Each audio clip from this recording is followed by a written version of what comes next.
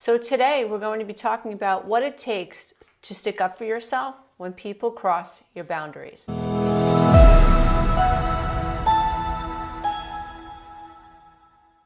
It takes a lot to stick up for yourself when someone crosses a boundary, when someone has disrespected you, when someone expects that you should anticipate their needs, when someone accuses you of something that you're not guilty of, when someone is trying to pressure you into doing something that you're not comfortable doing. It's really uncomfortable to have to push people back. It's really uncomfortable to have to set a boundary with someone. It's really uncomfortable to have to confront someone and say, hey, knock it off. That's not cool with me. And I don't think it's wise for us to look for problems in life because you generally find them. But I do think it's important to recognize when something has happened to you in your experience that requires for you to set a boundary. Otherwise, people just generally push you around. We all have heard people say that we teach people how to treat us. And I'm 55 now, and I can tell you that through a lot of deep emotional, spiritual recovery work, I can absolutely attest to the idea that that is a very true statement. When you lack self-confidence, when you lack a sense of self, you can't have self-confidence unless you have learned to find the self. And you can't find the self unless you know how and what you feel. Adults know what they feel. Children will struggle to identify what they feel. But adults, healthy adults anyway, know what they feel. Healthy adults know what their values are. Healthy adults know where their boundaries are. Healthy adults know what they will and will not tolerate. And a huge part of being able to set a boundary has to do with recognizing how we feel.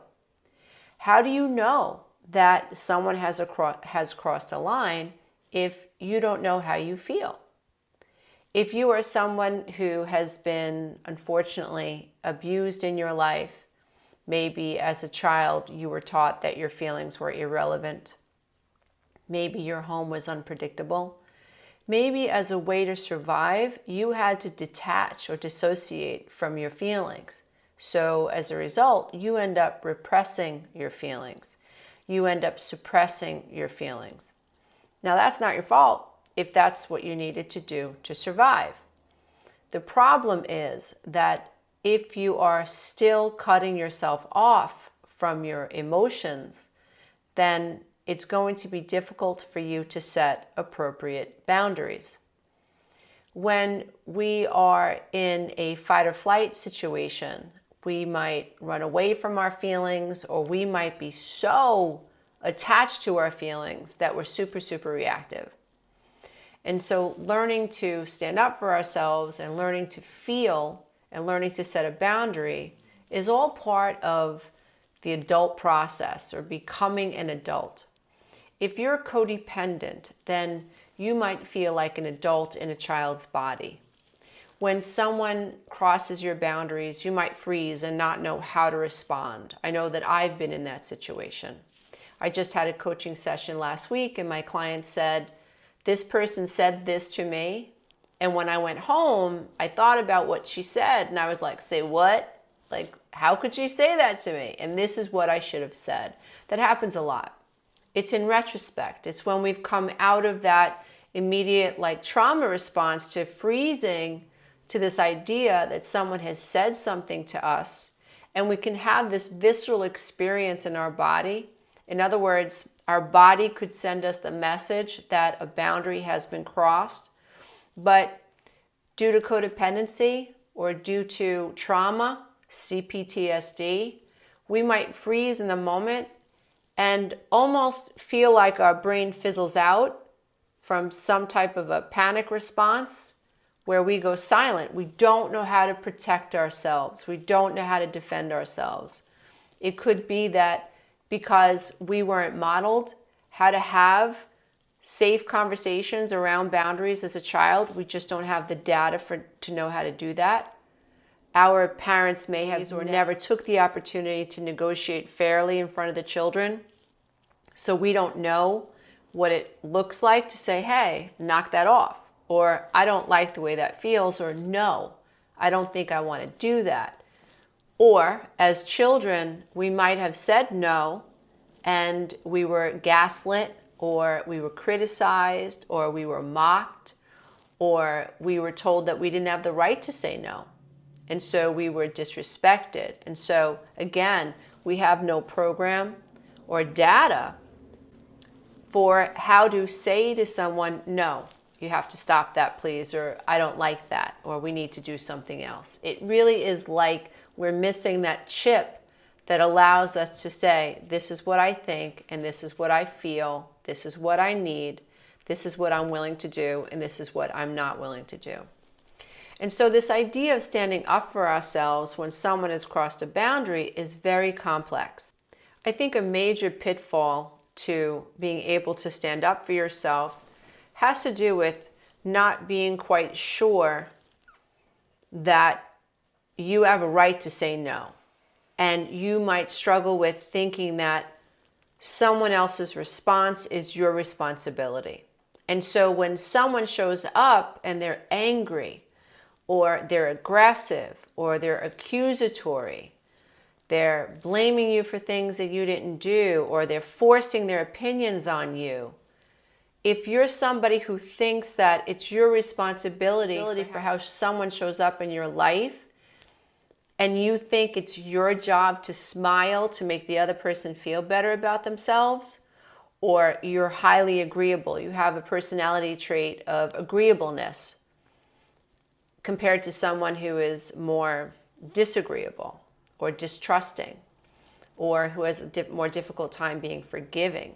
So if you're somebody who is highly agreeable, when you're speaking to someone and they're being intrusive or they're pushing your boundaries, you might struggle a little bit with feeling like it's your responsibility for how this person feels. You might feel like it's your job to make this person feel better. You might feel like if this person's being hostile or accusatory, that you are responsible or you should feel guilty for what's coming out of this person's mouth. And I think that's part of the trauma response. It's like we don't know how to respond. We're wondering if we're responsible for how this person feels. If you come from a trauma background, you might be struggling with shame. This person's angry. This person disapproves of me. And if you think about how a child responds when an authority figure lets it be known that they are not happy with this child, you'll see shame wash over the child. The child will feel very insecure that this authority figure has seen something or is disapproving of this child. They did experiments with babies where it was a facial experiment where they asked moms to play with their babies that were sitting in high chairs. And the researchers then asked moms to just go flat, like no expression. Don't smile at the baby. Just sit right in front of the baby, but show no emotions. It's really an uncomfortable experiment to watch because you see these tiny babies like laughing and cooing and trying to get an emotional connection from their mom, but they can't. And when they can't, they grow very, very uncomfortable in their skin. They're literally, their body is telling them, uh-oh, something's wrong. I've lost this contact. I've lost this bond with this person that I love, and they're physically uncomfortable in their skin. This is a limbic response to the disconnect that a child will feel when they no longer feel like they're on the same page with mom, when they no longer feel like they are on a vibrational match with mom. Something's off, and the child, no matter what the child has tried to do, laughing, grabbing at the mom, smiling, can't make the contact with the mom. So if you can imagine how a child might feel when a child knows that mommy, daddy, grandma, grandpa, or teacher, whoever, or even a stranger, is disapproving of them. The child feels responsible for how this person is receiving them. Children are egocentric. Everything is their fault, so they think. And so when we come from homes like that, sometimes we never grow out of that very childlike response to someone else disapproving of us, or someone else crossing a boundary, someone else being intrusive. We sort of just feel like there's absolutely no shell to us, that people can say and do whatever they want to us. And we can literally have this panic response where we freeze like we did when we were children, and it feels like we've been violated, but we don't have the life skills that we were supposed to have been taught as children to push back right away.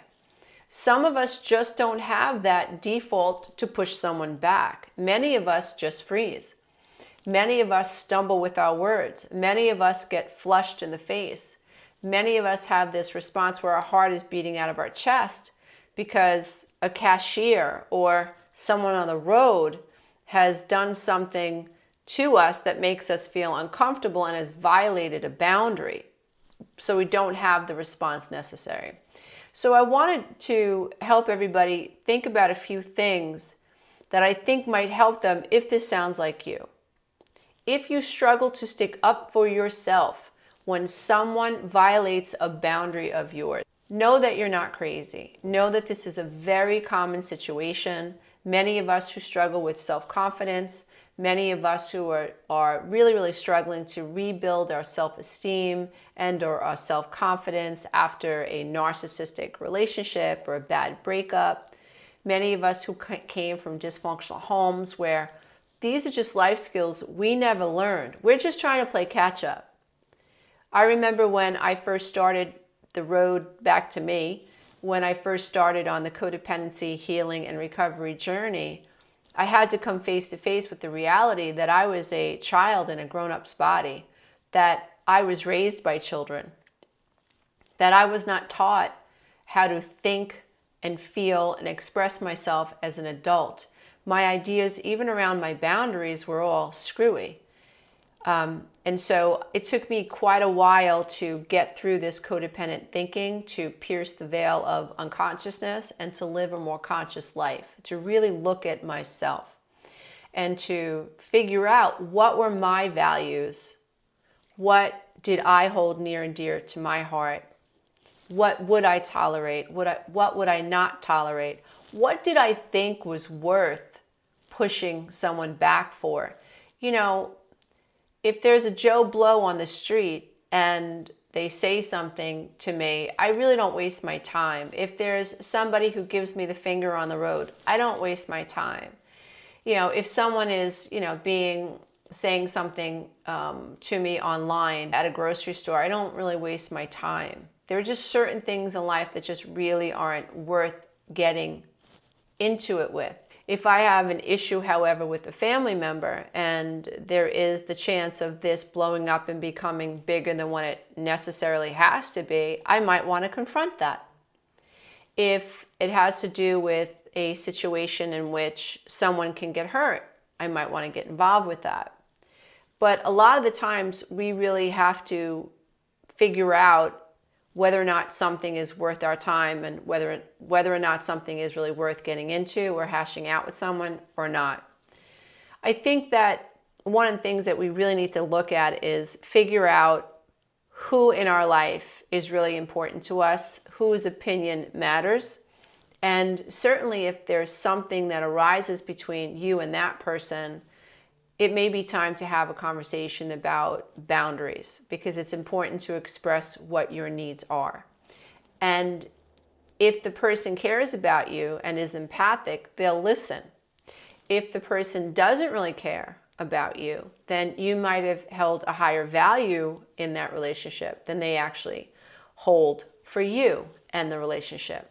When you're considering what it takes to stand up for yourself, there's a whole lot that has to go on before you get to that point where you can actually stick up for yourself. And number one, so sticking up for yourself means you're an adult. And what I mean by that is that when you are sticking up for yourself, you are mature. You have mature ideas. They're not immature ideas about people and yourself. For instance, when you're a mature adult, you recognize that not everybody has to agree with you. You recognize that just because you feel a certain way and you have a certain perception doesn't mean it's 100% correct. It means that if you have something to say to someone that you care about, you're open to expressing how you feel appropriately, but you're also open to what this other person has to say for the sake of negotiating an outcome that suits both of you. And so that's a very mature thought. Before I understood codependency, I was under the assumption that because I was a caretaker and a rescuer, and because I did so much for other people, I was under the assumption that people should read my mind. And so if I said I was tired, then that meant that you shouldn't call me and ask me if you need a ride to the doctor because I told you this morning that I was tired. That is going around the mulberry bush for a codependent, because codependents struggle with asking for what they really need and asking for what they really want. And so rather than me saying, I'm tired, I think I'm just going to relax today, I think I'm just going to have a self-care day, and I know that you need a ride to the doctor, maybe you can ask so-and-so, it's just not going to be me today. I just can't do it. That's a very adult way of handling a feeling and setting a boundary. But I didn't know how to do that because I didn't think that what I thought and what I felt was important enough. I didn't think it was valid. And mixed in with that was this idea that it was my job to live a life of servitude. It was my job to be the quicker picker-upper. It was my job to be the mop and the broom. Crazy making. I had no sense of self. There was no one taking care of Lisa. Lisa was almost robotic in taking care of and seeking out, like a missile, trying to figure out what this person needed, what that person needed, and trying my best to be what other people needed me to be. This is the way that I was programmed. I was programmed to think that what I needed was irrelevant, and if I dared have a need, I was labeled selfish. I was raised by two immature children in adult bodies. Not their fault, because they were both unrecovered adult children of alcoholics. However, there were still consequences to being raised by two highly immature, in my opinion, emotionally arrested children who acted like children and who raised my brother, my sister, and I to be just as dysfunctional as they were. And this pattern just continues because life is holographic. It unfolds because of patterns and programs. And when I began to realize that, oh my God, I was not thinking like a healthy adult, I was frustrated, then I began to understand that the problem was in the way that I was thinking and I needed to address it. And I was very in touch with the shame of recognizing that I had done to my children many of the things that my parents had done to me. And it took a lot of courage and strength to face that fear and to face that reality. Narcissists don't want to change. They don't have empathy for their children when they realize they have wounded their children. They scoff it off. They don't believe that their children are hurt, or they believe that their children deserve to be hurt. I used to say to my ex-husband, that what you just said hurt him. Well, he should feel that way. It's good that he feels that way. Or you lied to your daughter and she's crying. Well, good, I'm glad she's crying. There was no remorse. There was no guilt. And without that connection to pain, without that connection to empathy for someone else, narcissists can't change. They have no desire to and no reason to. And how a narcissist works is once you confront the narcissist and you're done with them, you discard them, you're done, then they go and they find another source of narcissistic supply that is more than happy to idealize them and to reinforce their narcissism. And so the cycle continues. And so this idea of being able to stick up for yourself, let's just talk about what it takes to be able to do that, please. Because in order to stick up for yourself, we're assuming that we're adult-like in our thinking. So number one, you have to be able to identify your feelings. Like I said earlier, children have a very difficult time identifying their feelings. They don't know that they have a right to acknowledge this violation. They don't feel like they have a right to say, hey, knock it off.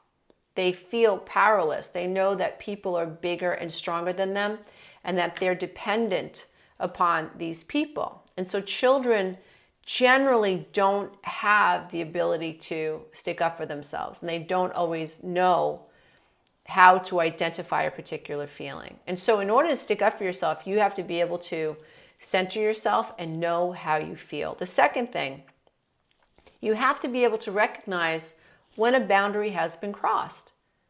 And so if you don't know what's important to you, if you don't know what your values are, if you don't have a healthy sense of self, then you don't know a boundary has been crossed. I've watched my mom deal with this day in and day out, where my father would, I remember one time she worked all day. My mom was a letter carrier. She worked all day, lived in New York. She was walking up these steep hills, and sometimes she'd slide on the ice when it snowed and it was slippery. She would come home some days completely exhausted. Her hair was wet, her clothes were drenched, cold weather in New York, you know? And this one particular day, I remember sitting there, and my mom had just changed into a robe, and my father said, you know, if you just got a little bit of a tuck, you can get rid of that wrinkle. And she just looked at him, but she never, ever really pushed him back. It was like she froze from his inconsideration, and she was so full of disgust, but she never set a boundary with him. She never said, you just crossed a line, dude. And I was devastated that my mom worked all day. My dad had the audacity to say this to her and then just act like it was a joke. It wasn't a joke. That was the way he let her know that, you know, she was aging, and that he was taking note of it, right? That's the way my dad would let my mom know that he was checking her out and that she should feel a little bit insecure and that he was on it, you know, which is cruel. Why would you do that? But in order to be able to push someone back, or in this case, in order for my mom to be able to push my dad back with, like, I'm not putting up with that type of talk. That's unacceptable, that you'd want me to feel bad about the way that I look. And by the way, you're not working, I am. So maybe we need to, like, rethink how you're showing up right now, because I'm not going to tolerate that. You took a jab at me unnecessarily, and no, it's not funny.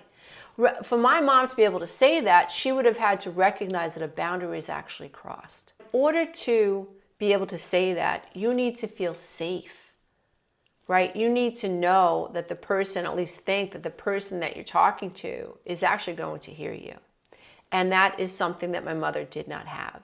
She did not have the feeling of safety and trust that my father was actually going to listen to her. So in her case, she, I think, suffered from learned helplessness. And so my mother was unable to stick up for herself, which is part of why I think I'm so passionate about teaching people how to push back, especially with narcissistic others. Another interesting thing about being able to stick up for yourself is recognizing that and identifying why you need to express yourself. Like, in other words, like, in order for you to stick up for yourself, you need to recognize what's going to happen if you don't. You have to have the ability of foresight. You have to know that, if I don't put a boundary in place now, X, Y, and Z is going to happen. And I think lots of us who struggle with standing up for ourselves, when we freeze, we're not thinking about what's going to happen in the future if we don't end this now. We're thinking, or we're overwhelmed by a panic response. Our limbic brain has been activated, and we're so caught up in the freeze response that we're not thinking about the future. We're just thinking about now. Like, we're in pain now. This person's upset with us now. We don't have the resources or the skill set to push back. We're just in pure panic mode. Our brainwashing tells us that it's our fault that this person is saying this to us. We're so upset that this person doesn't like us. We're upset about how this person feels. We're feeling all sorts of guilt and shame. And so we're just overwhelmed. And so in order to set a boundary, you need to be able to see into the future and recognize what's going to happen if I don't set this boundary. My mom never set a boundary with my dad. And I think if she had been able to look ahead rather than get stuck all the time and not feeling like she was his equal and feeling super responsible for keeping him happy, if she had had the ability of foresight, if she had had the ability of insight and recognized, if I don't shut this guy down now, what's it going to be like? You know, when I'm 70, 72, and 73, what's it going to be like when I get older? And sadly, when my mom had a stroke, my dad was angry. He was angry for a lot of reasons. And when she needed him, he was there in some ways, but in lots of ways he wasn't. In lots of ways he was very angry that my mother had a whole bunch of needs and she could no longer acquiesce to him. And you need to learn to believe that you can express yourself in an appropriate manner. This is huge.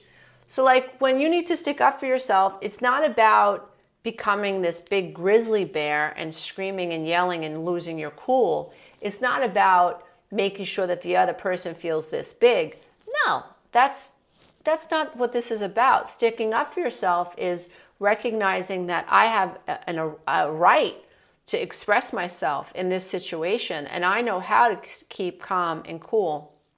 And I'm going to express my emotions appropriately without putting the other person down, without character assassinating the other person, without coming off like I am out of control. And so being able to stick up for yourself requires you to be able to express yourself calmly, intelligently, knowing what boundary has been crossed, knowing why you need to set the boundary. And you also have to know that you have the right to express yourself in this way. Another thing to think about when you want to push someone back is that you cannot be tied to an outcome. You cannot presume that because you say something, the other person is going to listen to you. And so just because you say, hey, I don't like when you come into my room and you go through my closets without asking me, that does not mean your roommate is going to listen to you. It might mean that your roommate is just going to say, sure, okay, I get it. I'll never do it again. And when you're at work, your roommate does it again. And so when you're sticking up for yourself, it's important that you're recognizing this is your first step at negotiating what has just taken place with the hopes that this person can hear you, is going to honor you, and isn't going to do it again. So you're not tied to the outcome. Another thing to think about when you're wanting to push a person back so that you can stick up for yourself is that your peace cannot be tied to the idea that this person's character or reactions or behavior is going to absolutely change. When you set a boundary, it's almost like you have to be very loosey goosey about it, in the sense that I'm going to open my mouth, I'm going to tell you what I think, I'm going to tell you what I need, I'm going to say it maturely, I'm not going to character assassinate anyone. I'm going to just be calm about what it is that I think and feel is taking place. At the same time, you're not tied to an outcome, and you are not thinking that because you opened your mouth, this guarantees the other person is going to change. I think it is immature of someone to say something to their partner and think that just because you said something, your partner is going to change.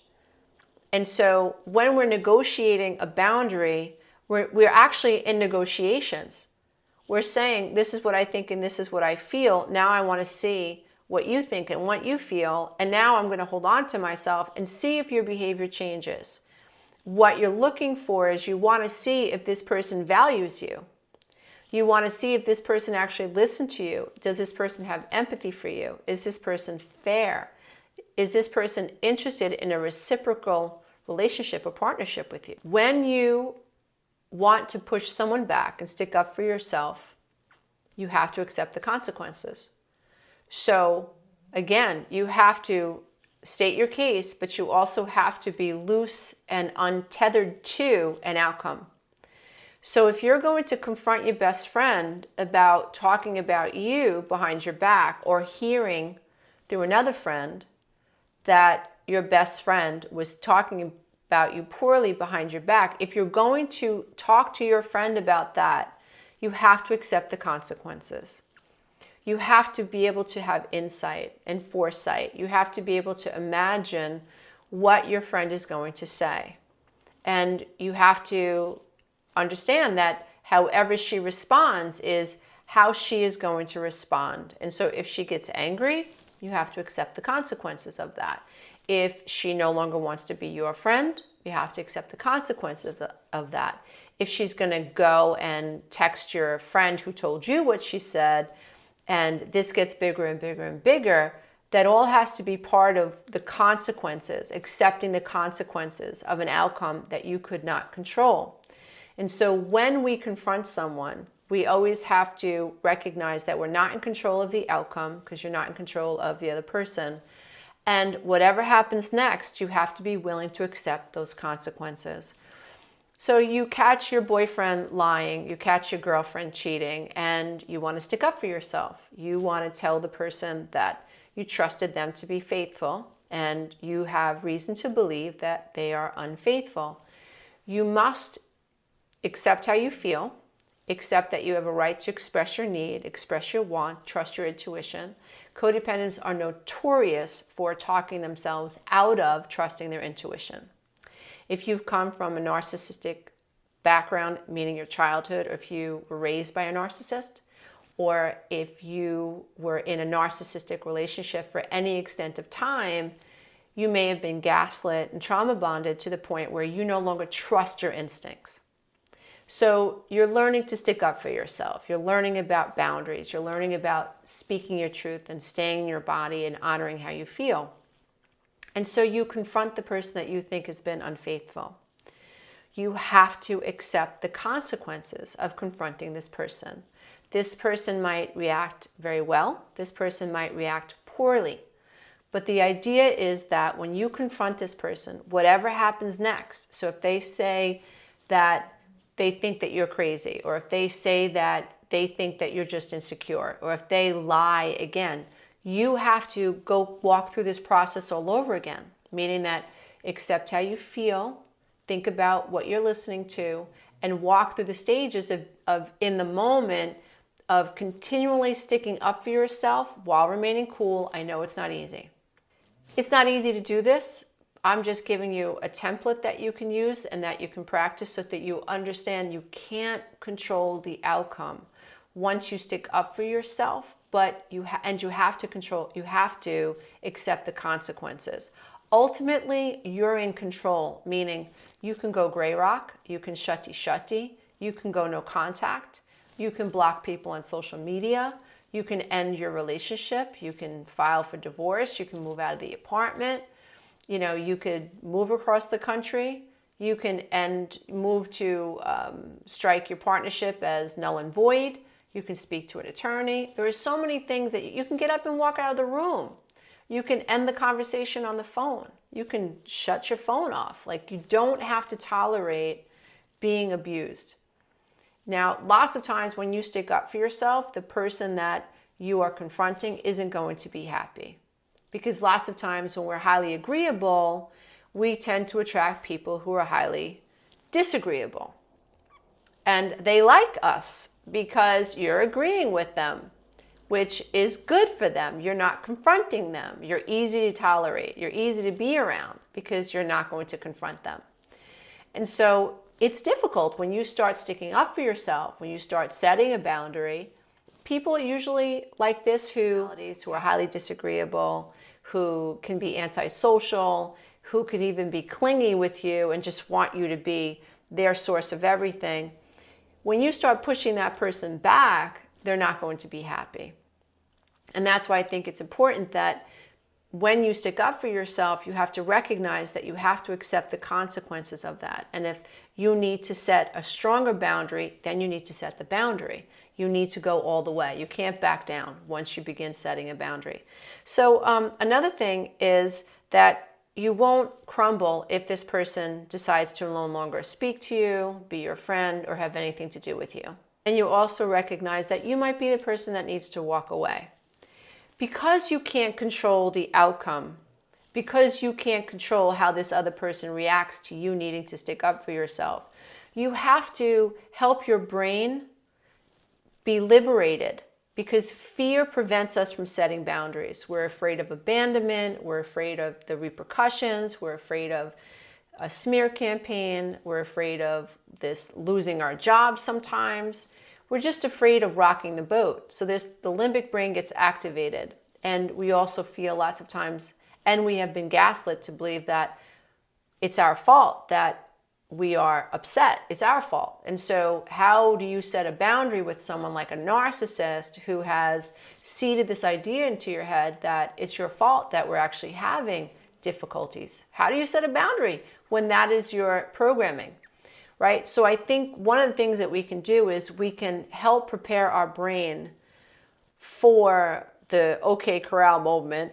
We can help prepare our brain to come out of the limbic brain by thinking clearly about the possibility that this person may abandon us and learning to be okay with that, which is, if we could all do that, holy Hannah, we would really ascend spiritually and consciously to a place that is so foreign to so many of us. We'd be in a state of detachment, healthy detachment, spiritual detachment, where we would, and it's weird because when you think about spirituality and oneness, it means that you understand there's no such thing as separation. But to get there, you need to detach from your ideas about other people. You need to detach from your fears. You need to heal your abandonment, which means you're pulling back from codependency. You're pulling back from seeking the outer world's validation, which is amazing. And really the journey from codependency is a spiritual journey, because you eventually come to a place where you realize that it is so dysfunctional to seek the validation from the external world. And that is the hook. Whether it's social media with likes and followers and whatever, or it's a narcissistic relationship in which a narcissist has lured you in and conditioned you to believe that your job is to seek their constant approval.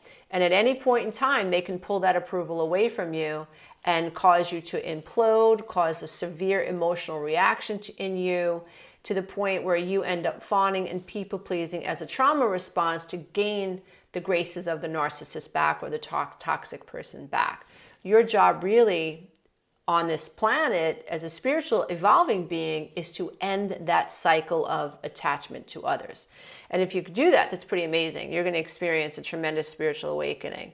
And so we can help our brains by recognizing that that is the goal, that we want to live in a spiritually detached place, yet know we are extensions of everything. There is only one oneness, essentially, that we all are a part of. And we can do that by helping our brain recognize that this person is a grown adult and they can walk away if they get highly offended. And I may need to also walk away if this person can't meet me halfway, because I'm developing insight and foresight. I can see what's going to happen if I don't start setting these boundaries. The writing is on the wall. So that's a really important key to start practicing in your mind. Setting boundaries with other people and sticking up for yourself means that you are thinking like an adult and you are learning to be comfortable with disagreements with other people. This is a very adult move. You know, to be able to sit across from your spouse or your partner or your children or your mother or your father and know that you disagree with them know that they disagree with you and not implode is amazing. It's so liberating, it's so freeing, and it brings so much contentment and peace, and you can experience so much joy and authenticity when you recognize that it's okay that people disagree. So sticking up for yourself and the ability to push people back and to assert a boundary before doing so will require you to grow more comfortable with the idea that not everybody has to agree with you. You see, just because you stick up for yourself doesn't mean that the person that you're speaking to is going to agree with you. Just because you say, hey, I don't like that we handle our business meetings this way, and I feel like you're being a little pushy, or I feel like you're being a little intimidating, and I don't like it, doesn't mean that your partner is going to agree with you. So it's important that we recognize that when we stick up for ourselves, sometimes it's going to end up where we just have to agree to disagree. Another thing to remember when you are learning to push people back is that in some cases, you sticking up for yourself is going to lead to a negotiation. It may not lead to where you take the ball and you go home, meaning that everything goes your way. If you think about a 2-year-old thinks and expects everything should go her way. Even a 3-year-old thinks everything should go their way. And if they're not, they could be a little passive-aggressive little buggers, and do things that they're not supposed to do on spite. And if you think about a lot of adults that a lot of adults act that way. Right? So you say something to your best friend and you think she hears you or you think he hears you, and then you find out that he's done some passive-aggressive move. He suddenly forgot to call the Uber for you. Even though he said he was going to call the Uber, you don't know, you don't have a ride home, and he forgot to call the Uber for you, right? So that's so immature. That's so passive-aggressive. It's like ridiculous, right? And so when you are learning to stick up for yourself, you have to remember that you may end up negotiating and you may not win. You may not walk away with the whole kit and caboodle. Let's say you're married and your spouse wants to invite, 50 people for Thanksgiving dinner. And you're feeling overwhelmed because you do the bulk of the cooking, you do the bulk of the cleaning, you do the bulk of the shopping, and you're going to end up being the one who is entertaining the guests. And let's say you wanted to invite, maybe 30 people from your side. So now we're talking about 80-something odd people for Thanksgiving dinner, right? No bueno. Or in some cases, maybe it's really bueno for you, but that would put me over the edge personally. So you're feeling like maybe, right? You're feeling aggravated, so you're acknowledging how you feel, and you're recognizing that you have a right to express yourself. You're being authentic, you're staying in your body, you're listening to your feelings, you know that you can't stay passive-aggressive and say yes when you mean no. You really need to speak up for yourself. And you also know that sticking up for yourself in this situation, because you feel that maybe a boundary has been crossed by inviting so many people without asking you first, which is fair, right? Sounds rational to me. And so now, rather than just stuff your feelings like a codependent person would, or somebody who is highly agreeable and somebody who doesn't know how to express themselves, you're learning to stick up for yourself. So you say to your partner, I think we need to discuss our guest list because I'm feeling overwhelmed and I'm feeling a little disrespected because I feel like you should have told me, or at least we should have come together and discussed the guest list prior to sending out an evite.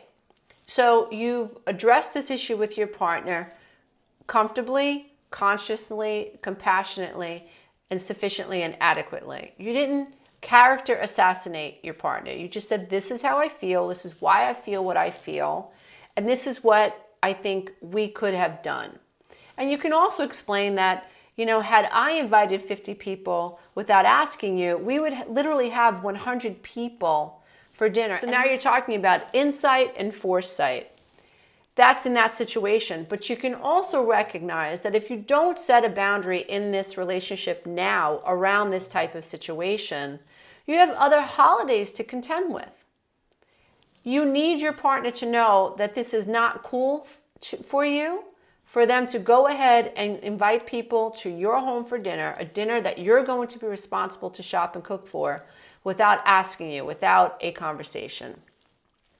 When you're having this conversation, you're also recognizing that there is always the possibility that your partner is not going to agree with you, that they might turn around and say, well, you told me I could invite whoever I wanted.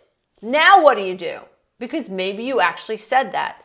You didn't expect your partner to invite 50 people, but you did say invite whoever you wanted. So now you need to negotiate. So now you have to stay calm and you have to acknowledge, well, I did say that, and I'm sorry I said that. It seems that you took me literally.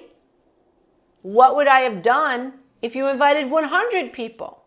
So we need to talk about this and we need to resolve this issue, because I am more comfortable with both of us perhaps inviting 25 people. So how do you feel about cutting your list to 25? This way we have 50 people for dinner. So my point is that sticking up for yourself is a very complicated process. And it's very easy to tell someone, oh, you should just stick up for yourself.